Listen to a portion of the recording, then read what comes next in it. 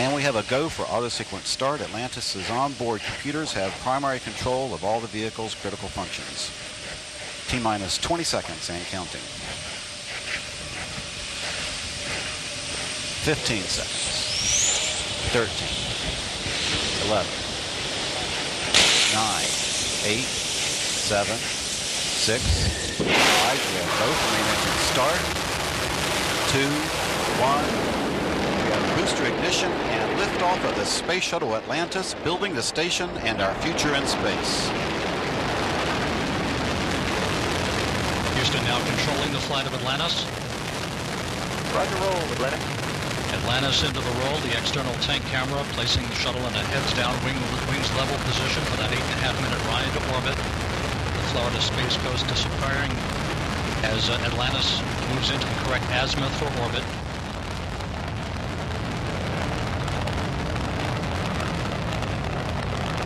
"33 seconds into the flight.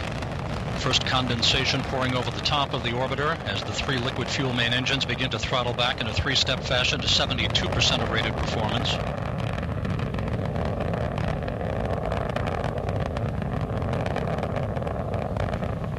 "49 seconds into the flight. Atlantis already 2.5 miles downrange from the Kennedy Space Center, throttling up. Atlantis, Houston, you are go and throttle up. Atlantis, roger. The throttle up call from Capcom Ken Ham, acknowledged by Commander Jeff Ashby, joined on the flight deck by pilot Pam Milroy, flight engineer Sandy Magnus, and mission specialist Pierce Sellers, Dave Wolf, and Russian cosmonaut Fyodor Yurchikhin seated down on the middeck. 1 minute, 20 seconds into the flight.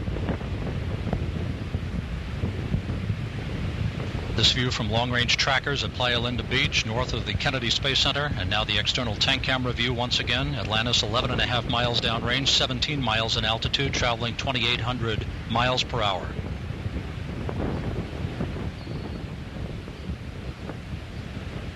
One minute, 45 seconds into the flight, about 20 seconds prior to solid rocket booster separation.